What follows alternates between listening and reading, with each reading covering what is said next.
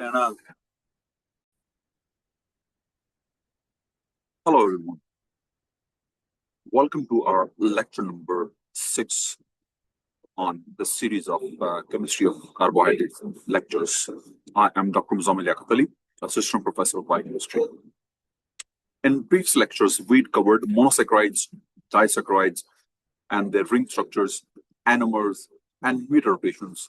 Along with, we discuss monosaccharides, oligosaccharides, and today we focus on polysaccharides, the large polymers that serve as energy stores, their structural elements, and key components of the extracellular matrix. Understanding these molecules is clinically vital because abnormalities in their metabolism cause glycogen storage diseases, mucopolysaccharidosis, and disorders of connective tissue. So let's examine each polysaccharide with emphasis on structure, function, and medical relevance.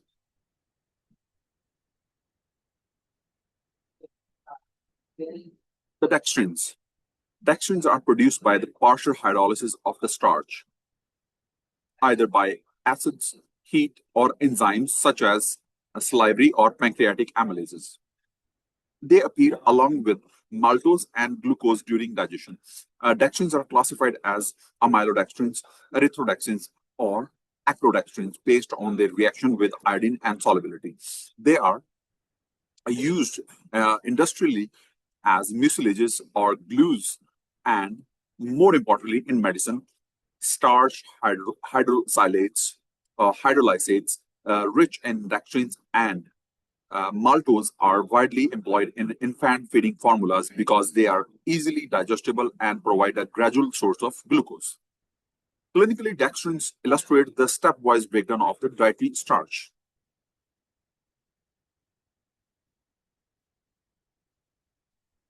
Now, let's discuss the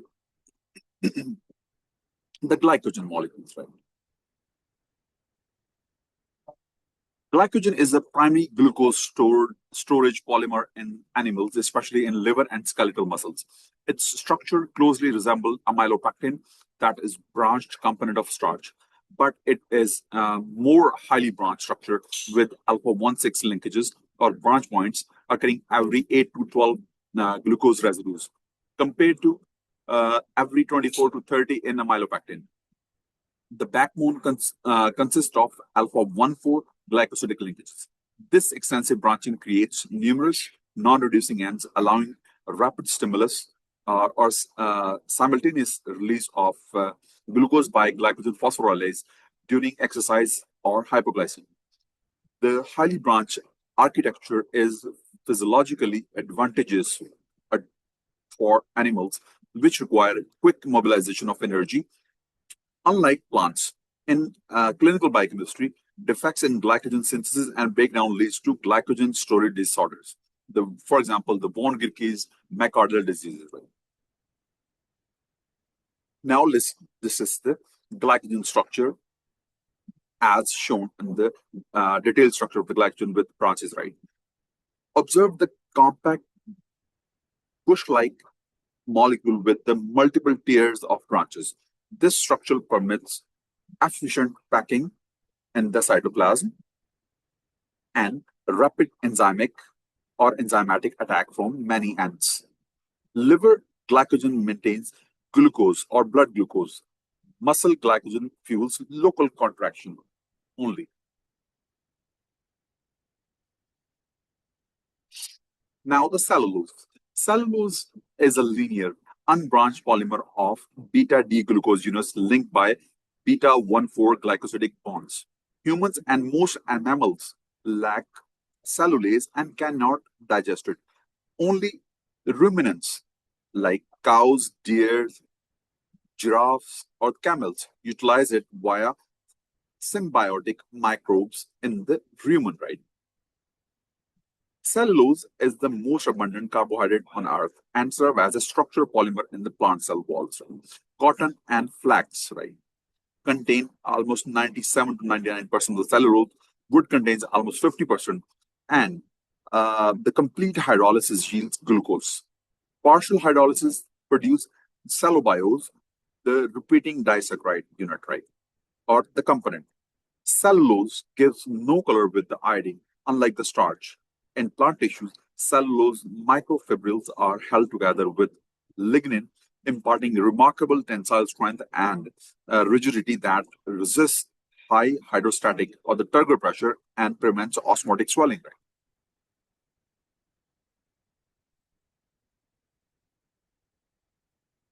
So now let's discuss the multi-subunit cellulose synthase and comparison with the amylose. Cellulose is synthesized by multi-subunit cellulose synthase complexes in the plasma membrane that extrude microfibrils consisting of almost 36 parallel cellulose chains. These microfibrils are extremely strong. If we compare cellulose with the amylose, right? Amylose, the starch, we're talking about the starch, right? If we discuss the amylose, the linkages are alpha 1,4 linkages, and it's a helical structure, coil structure, and easily hydrolyzable, right? What about the cellulose? Cellulose is basically, having beta 1,4 linkages, that is straight chain, or the linear chains that form extensive hydrogen bonded fibrils, highly resistant to hydrolysis, right? This difference in glycosidic bond configuration, alpha versus beta, dramatically alters three-dimensional structures and digestibility. A classic example of how stereochemistry dictates biological functions, right? Now let's discuss the inulin, right? Inulin is a linear, unbranched polymer of beta D fructofuranose units linked by beta 1,2 glycosidic bonds. It has low molecular weight than starch, colors yellow with iodine, and upon hydrolysis yields fructose, right? It occurs in onions, garlic, and some of the other, the herbs, right? Clinically, inulin is a gold standard marker for measuring glomerular filtration rates, or the GFR, because it is really filtered at the glomerulus, neither reabsorbed nor excreted by the renal tubules, and easily quantified, although now largely replaced by more convenient markers, for example, iohexol or iothalamate, right? Due to practical limitations, inulin clearance remains the reference method in research settings, right? Next is the chitin. Chitin is the second most abundant polysaccharide after cellulose. It consists of N-acetyl D-glucosamine monomers joined by beta 1,4 linkages. Structurally similar to cellulose, but with acetamido groups instead of hydroxyl at the C2 level, right? Or the carbon number 2. It forms the cell walls of the fungi and the exoskeleton of the arthropods, right? Or the crustaceans, or the insects, or the spiders, right? In medicine, chitin and its derivatives, chitosan, are used in wound dressings and as biomaterial because of their biocompatibility and biodegradability, right? So next is the agar or agar, right? Agar is excreted from the seaweeds, right? And consists of a mixture of agarose and agaropectin, primarily galactose subunits that is having molecular weight of 120,000, right? It is used as laxative, vegetarian gelatin substitute, and a thickener in foods, right? In microbiology, laboratories worldwide, agar is a standard solidifying agent for culture media because it melts at high temperatures and solidifies at around 40 degrees Celsius without inhibiting microbial growth, right? So next is the heteropolysaccharides or the mucopolysaccharides, right? Now we enter the domain of heteropolysaccharides or mucopolysaccharides, which contain more than one type of monosaccharide units. These are also historically called as mucopolysaccharides because of their presence in the mucus secretions. The most important group in human physiology and biochemistry, is the glycans, right? That is GAGs, right? The pectins are heteropolysaccharides abundant in the pulp of the fruit, right? Or the fruits like the citrus fruits or the apples, right? Uh, Hydrolysis yield glucuronic or galacturonic acid, galactose, arabinose, methanol, and acetic acid. They consist of galactans and arabins, right? And are widely used as gelling agents in the preparation of the jellies and the jams, right? In the gut, pectin acts as a soluble dietary fiber, right?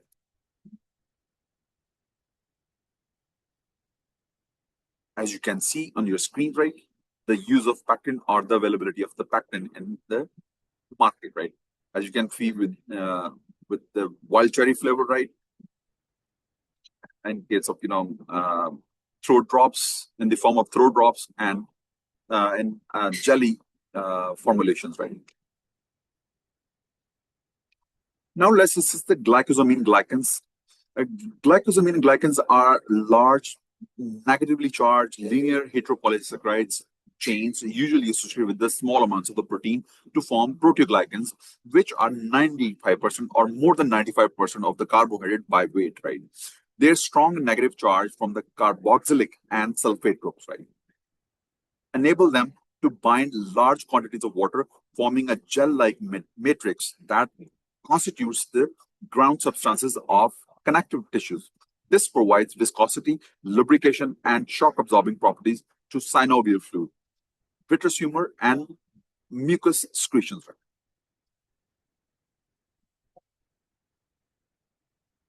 Now, the structure of the glycosaminoglycans of the GAGs, right?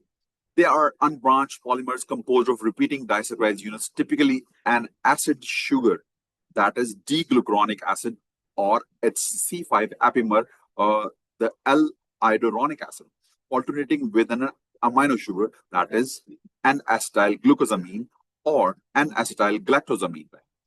The acidic sugars carry carboxylic group, many hydroxyl, and amino groups are sulfated, conferring a strong negative charge at the physiological pH, right? Exceptions include hyaluronic acid that is non-sulfated and keratin sulfate that contains galactose instead of uronic acid, right?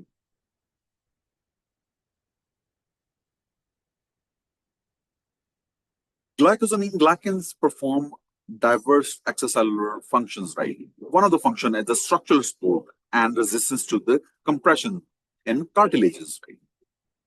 GAGs provide lubrication and shock absorption, right, in joints, regulation of cellular growth and adhesion, along with migration and signaling is one of the other primary function of the GAGs, right? Heparin is one of the GAG, right, that act as a anticoagulant. So, chondroitin sulfate is abundant in tendons, cartilages, and connective tissue. These are some of the very specific examples of the GAGs or the glycosaminoglycans, right?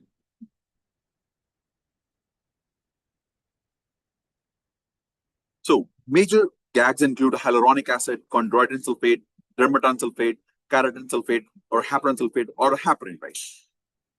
Now, let's discuss the heparin, right?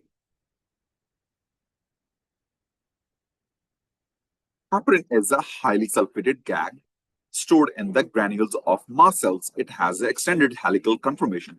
When released into blood, it acts as an anticoagulant by binding to the antithrombin 3, inducing a conformation change that dramatically accelerates the antithrombin 3 inhibition of the thrombin, that is factor 2A and factor 10A, right?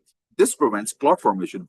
Clinically, heparin is widely used as an injectable anticoagulant in the prevention and treatment of the thromboembolic diseases or disorders, right? Next is the heparan sulfate. It is synthesized on core proteins and undergoes modification, that is deacetylation or sulfation and epimerization of the glucuronate to iduronate. It is less sulfated than heparin and is found in cell surfaces and in basement membrane, where it regulates growth factor signaling. for example, FGF or VEGF, right? And act locally as an anticoagulant.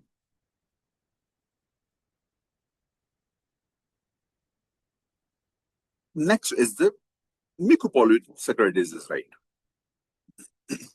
Let's discuss the proteoglycans and glycoproteins. Proteoglycans form a packing substances of connective tissue. Their negative charges and numerous hydroxyl groups cause electrostatic repulsion, keeping chains apart and allowing them to occupy space and cushion structures, right? What about the glycoproteins? Mucoproteins contains shorter branched oligosaccharides chains attached to proteins. The sialic acid are terminal sugars and many glycoproteins and gangliosides. They contribute negative charge and are important in cell recognition and preventing premature clearance of the glycoproteins from circulation, right?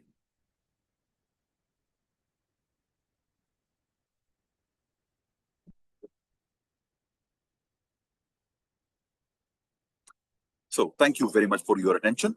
In this lecture, we have comprehensively reviewed storage polysaccharides, that is dextrin, glycogen, structural polysaccharide like cellulose, chitin, and the medicinally critical heteropolysaccharides, especially glycosaminoglycans and their role in connective tissues, lubrication, signaling, and anticoagulation. These concepts directly link to the clinical conditions such as glycogen-storage diseases or mucopolysaccharidosis, like the Heparin disease or Hunter syndrome, osteoarthritis, and the therapeutic use of the heparin. Revise the glycosidic linkages, either alpha or beta, and the degree of their branching and charge characteristics. They explain function at the molecular level. Thank you very much for watching. If this lecture helped clarify polysaccharide chemistry, please like the video, share it with your classmates and colleagues, and subscribe to the channel for the complete high-yield medical biochemistry series. Hit the notification bell so you never miss upcoming lecture on metabolic pathways and clinical correlation. So drop your question or suggestion in the comment section, right? So which disorder or pathway would you like explained next? Stay dedicated to the studies, keep drawing the structures daily, and I look forward to seeing you in the next lecture. This is Dr. Muzamil Liaqat Ali signing off. Thank you once again, and keep mastering biochemistry with clarity and precision.